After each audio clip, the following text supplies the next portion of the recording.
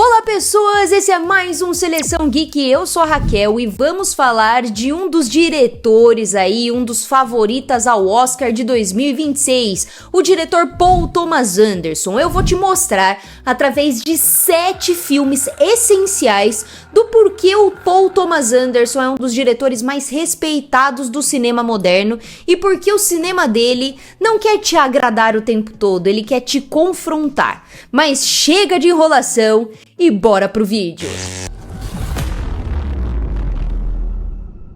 Esse primeiro filme é O Mestre, e talvez esse filme é onde o Paul Thomas Anderson se revela por completo. Aqui o Anderson abandona qualquer preocupação com narrativa tradicional e mergulha de vez em personagens, silêncio e tensão psicológica. O mestre não quer explicar um culto, ele quer fazer você sentir como é estar dentro de um. Esse é um traço central do cinema de Paul Thomas Anderson. Ele nunca entrega respostas fáceis. O filme dialoga com a cientologia, mas se recusa a ser uma denúncia. Não há vilões claros nem vítimas absolutas. O que existe é ambiguidade. E aqui, o PTA, o Paul Thomas Anderson, domina como poucos, né? A câmera é outro elemento autoral fortíssimo. Filmado em 70mm, Anderson usa planos longos e closes sufocantes, deixando o espectador preso ao rosto dos personagens, aos tiques e ao silêncio. Ele filma pessoas como se estivesse tentando atravessar a pele delas, algo que já vinha de Sangue Negro, né? Mas aqui fica ainda mais radical. Nos personagens, Anderson reforça uma obsessão recorrente: homens quebrados em busca de figuras de autoridade. Fred Quill, vivido por Joaquin Phoenix, é puro instinto e caos. Já Lancaster Dodge, interpretado por Philip Seymour Hoffman, é palavra, controle e performance. Corpo contra discurso, um conflito bem típico desse diretor, né? A trilha sonora de Jonny Greenwood reforça essa identidade, não guia emoções, ela desestabiliza. A música entra torta, cedo demais, cria estranhamento ali, mas é exatamente o que o diretor quer. O Mestre também marca uma virada importante na carreira de Paul Thomas Anderson. Menos histórias grandiosas, mais experiência emocional. Ele não quer que você entenda o filme, mas que sobreviva a ele. É difícil, é um filme extremamente desconfortável e às vezes exaustivo. Mas é exatamente nesse risco que o Paul Thomas Anderson constrói um dos cinemas mais autorais e corajosos da atualidade. Esse filme tem nota 7.1 no IMDb e 85% de aprovação no Rotten Tomatoes. Gente, é um filmaço, assistam, porque Paul Thomas Anderson tem sua fama e não é à toa, esse é só o primeiro da lista. O segundo filme é Embriagado de Amor, é o filme onde Paul Thomas Anderson prova que pode fazer qualquer gênero do jeito dele. Depois de Boogie Nights e Magnolia, Paul Thomas Anderson faz algo completamente inesperado ali. Uma comédia romântica, mas não se engane, viu? Embriagado de Amor não é só um filme do Adam Sandler qualquer. É um filme do Paul Thomas Anderson usando o Adam Sandler. Aqui aparece uma das marcas mais fortes desse diretor, eu diria. Personagens emocionalmente deslocados. Barry Egan, vivido por Adam Sandler, é um homem socialmente disfuncional, ansioso, infantilizado e à beira do colapso. Anderson não ri dele, ele filma sua dor. O humor nasce do desconforto, não da piada. Outro traço autoral evidente é a subversão de gênero. Anderson pega todos os clichês de comédia romântica, o encontro, o amor improvável, o final feliz, e filtra tudo por neurose, insegurança e explosões emocionais. Amar aqui não é uma coisa leve, é sufocante, intenso e até violento, viu? Visualmente o filme é puro Paul Thomas Anderson. A câmera acompanha Barry de perto e planos longos e inquietos refletindo seu estado mental. A fotografia exagera cores, alterna entre tons frios e quentes e transforma situações banais em momentos quase surreais, como o piano abandonado ou o encontro no Havaí. Se você assistiu, você vai lembrar, né? A trilha de John Bryan é essencial. Não apenas embala o romance, mas organiza o caos emocional do protagonista, algo recorrente no cinema de Paul Thomas Anderson, né? Embriagado de Amor, pra mim, é um ponto-chave na carreira desse diretor. Menos personagens, narrativa mais simples, mas o controle absoluto de tom e emoção. E é aqui que o Anderson mostra que pode ser íntimo, estranho e romântico ao mesmo tempo. Pode parecer pequeno perto de outros filmes da carreira dele, mas é justamente nessa delicadeza que mora a sua força ali. Esse filme, a nota é 7.3 no IMDb, tem 79% de aprovação da crítica aí no Rotten Tomatoes, também é um filme muito bom, essas notas são realmente altas, dá uma chance porque o Adam Sandler tá incrível nesse filme, gente. Eu adoro ele sem ser essas comédias pastelonas aí. O Paul Thomas Anderson fez milagre, hein? Trama Fantasma é o filme onde Paul Thomas Anderson transforma o amor em um jogo silencioso de poder. Aqui o Anderson abandona explosões emocionais evidentes e aposta em algo muito mais perigoso: controle, repetição e repressão. É um cinema de detalhes mínimos, onde um olhar ou um ruído pode ser mais agressivo que um grito. A história acompanha Reynolds Woodcock, um estilista genial e obsessivo interpretado por ninguém menos que Daniel Day-Lewis.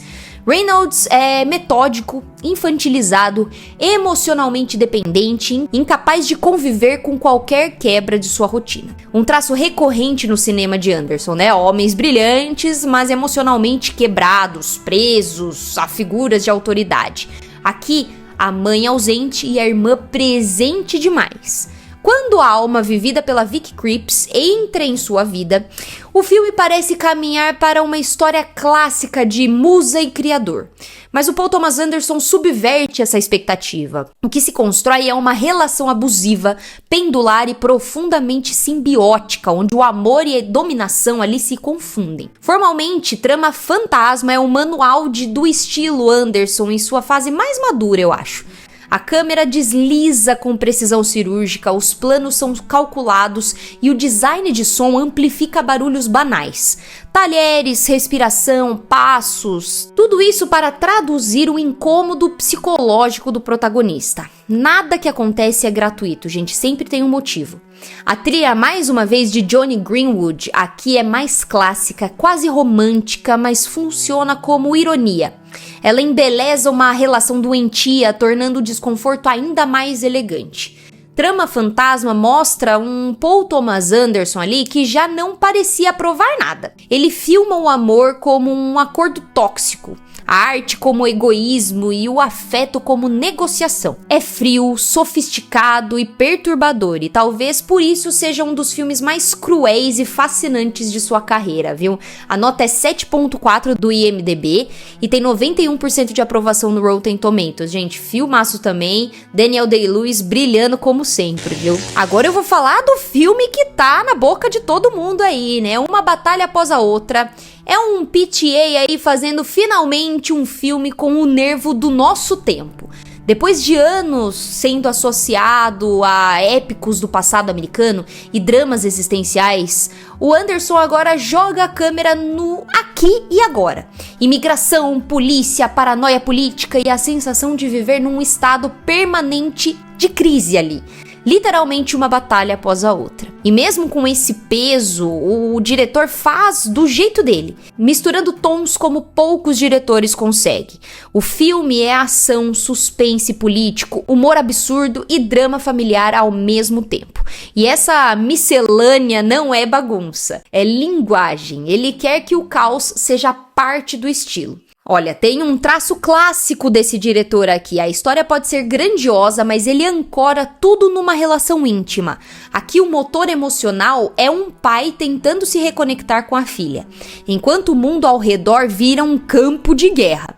Esse contraste entre o macro e o pessoal é muito esse diretor, É como se ele dissesse: política é abstrata até entrar dentro da nossa casa, por exemplo. E aí entra o anti-herói típico desse diretor, Bob Ferguson, vivido por Leonardo DiCaprio, um ex-revolucionário quebrado, meio patético, vulnerável, ao mesmo tempo perigoso ali.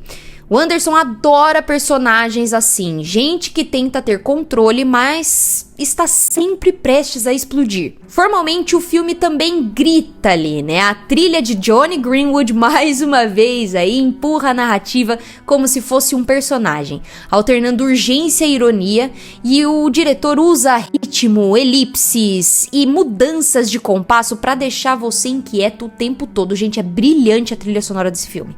No fim, uma batalha após a outra parece um Paul Thomas Anderson mais direto, mais engraçado e mais furioso, mas ainda obcecado pela mesma pergunta de sempre. Como a gente continua vivendo quando a luta nunca acaba? A nota desse filme tá 7.8 no IMDb, tem 95% de aprovação da crítica e olha, eu acho que dessa vez o Oscar vem, viu? Melhor filme do ano, na minha opinião, eu gostei muito.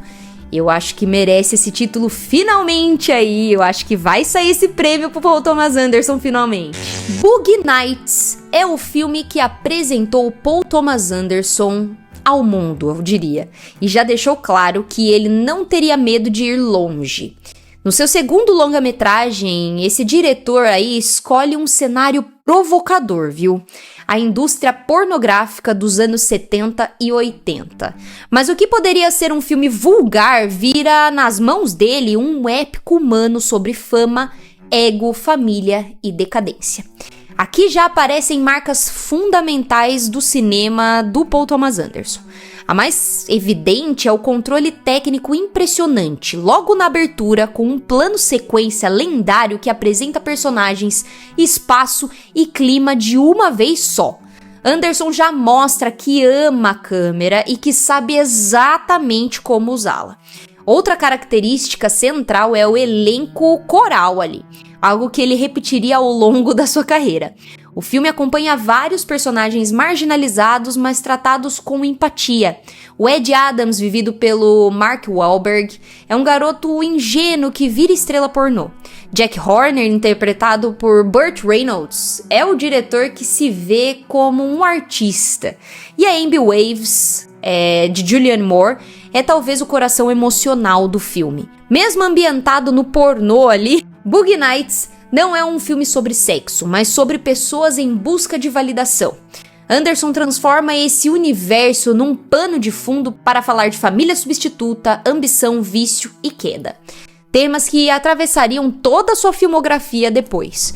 O filme começa elétrico, quase eufórico e aos poucos escurece, mostrando como o sonho vira uma ruína. Essa mudança de tom é outra assinatura desse diretor, viu? O espetáculo sempre cobra um preço. Boogie Nights não só revelou Paul Thomas Anderson como um grande autor, como também mostrou algo raro. Até os mundos mais marginalizados podem ser filmados com humanidade e complexidade. Gente, esse filme é muito bom mesmo, nota 7.9 no IMDb e 91% de aprovação lá no Rotten Tomatoes. Dê uma chance, mas veja a temática do filme aí, não é pra todo mundo, né? Eu gosto muito desse filme, é um dos melhores dele. Agora eu vou falar de um dos meus preferidos dele, Magnolia, né? Magnolia é o Paul Thomas Anderson no auge da ambição e, contra todas as probabilidades ali, funciona muito bem, viu? Muita gente chama o filme de pretensioso e dá pra entender o porquê. São quase 3 horas, né, de filme, um elenco gigantesco, brilhante, histórias cruzadas como um quebra-cabeça, trilha sonora que não dá descanso e uma direção que parece dizer: eu vou fazer isso aqui, ó, do meu jeito. Só que o milagre é que ele consegue fazer, gente. Aqui aparece uma das maiores marcas do Paul Thomas Anderson, o cinema como orquestra. Ele não está só dirigindo cena, ele está montando ritmo. A edição costura as histórias de um jeito eletrizante, fazendo todos os arcos avançarem juntos, como se fossem instrumentos tocando no mesmo compasso. Por isso o filme, mesmo enorme, não vira bagunça. Na direção, Anderson alterna ferramentas com precisão, plano sequência em ambientes como a TV para transmitir a sensação de máquina funcionando sem parar. E quando ele quer desconforto, gente, ele faz o oposto. Planos longos e fixos, deixando o silêncio e o constrangimento explodirem dentro do quadro. E tem o Paul Thomas Anderson que eu acho mais fascinante. O dos personagens em guerra com a própria imagem. Todo mundo ali tá quebrado como sempre, né? Como todos os personagens que ele gosta de trabalhar. Divididos, tentando preencher um buraco. Culpa, abandono, trauma, necessidade de perdão. Ele constrói e desconstrói cada um com uma crueldade emocional que vira catarse. Aí vem o momento que eterniza o filme, a chuva de sapos. Pode ser lida como símbolo, como choque, como um evento bíblico, mas acima de tudo, funciona como o Paul Thomas Anderson sempre fez. Um gesto absurdo para provocar catarse. É um universo jogando as feridas desses personagens ali na superfície. No fim, Magnolia não é sobre coincidência, é sobre como a gente vive carregando dor e como às vezes só um colapso total faz a gente encarar quem realmente somos. Esse filme tem nota 8 no IMDb e 82% de aprovação da crítica, mas fica a dica, não assistam com o celular na mão, prestem atenção em cada detalhe, é um filme longo, mas é um filmaço que vale muito a pena, gente. Vale muito a pena. Um Tom Cruise nesse filme tá sensacional. E o último filme é Sangue Negro, e é o filme onde o Paul Thomas Anderson abandona qualquer concessão e cria seu personagem mais monstruoso do cinema. Aqui, Paul Thomas Anderson olha para o passado dos Estados Unidos e transforma o sonho americano em pesadelo. Inspirado livremente no romance Oil, de Upton Sinclair, o filme acompanha Daniel Plainview, um homem que constrói um império e destrói tudo ao redor nesse processo. Esse é o Paul Thomas Anderson da contenção extrema. Os primeiros 15 minutos quase não tem diálogo. A narrativa nasce da imagem, do som e do corpo do ator. Anderson confia no silêncio como poucos diretores, viu? E usa o tempo como arma. Daniel Plainview, interpretado de forma histórica por Daniel Day-Lewis, é a síntese de uma obsessão recorrente no cinema do diretor. Homens movidos por ambição, incapazes de amar sem dominar. Ele não quer apenas riqueza, ele quer vencer sempre. O embate com Ellie Sunday, vivido pelo incrível Paul Dano, transforma o filme num duelo simbólico entre capital e religião, duas forças que moldaram os Estados Unidos.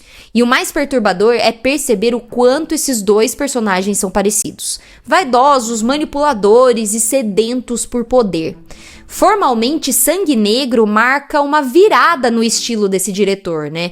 Menos personagens, narrativa mais concentrada, enquadramentos rigorosos e, mais uma vez, uma trilha sonora de Johnny Greenwood que cria tensão constante, quase física ali. A música não emociona, ela ameaça nesse filme. No fundo, apesar do épico histórico, o filme é íntimo. É sobre solidão, paternidade fracassada e vazio emocional. Daniel conquista tudo e termina sem nada. Sangue Negro não só consolidou Paul Thomas Anderson como um dos maiores cineastas do século, como redefiniu o que um drama épico moderno poderia ser. Frio, cruel e absolutamente hipnótico.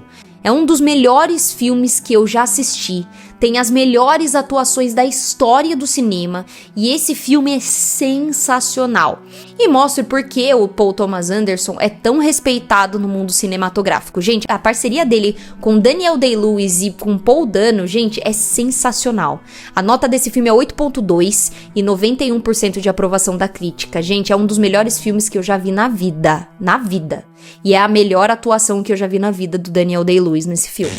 Muito bem, depois de passar por esses filmes, fica claro que o Paul Thomas Anderson não é subestimado. Ele não faz cinema para conforto, ele filma obsessão, poder, solidão, amor tóxico, fé e ambição. E quase sempre homens quebrados tentando dominar o mundo para não encarar o próprio vazio. O cinema dele muda de forma, mas nunca de essência. Agora eu quero saber de você. Qual filme do Paul Thomas Anderson mais te marcou ou qual você ainda precisa assistir? Comenta aqui embaixo que eu quero muito saber e comenta também se você acha que ele é superestimado ou subestimado. Me conta aqui embaixo que eu também quero saber sua opinião. Aproveita também, deixa um like, se inscreve no canal, ativa o sininho para você não perder nenhum conteúdo legal que eu coloco aqui, hein? Obrigada por ficar comigo até o final. Esse foi mais um Seleção Geek e até o próximo vídeo. Tchau!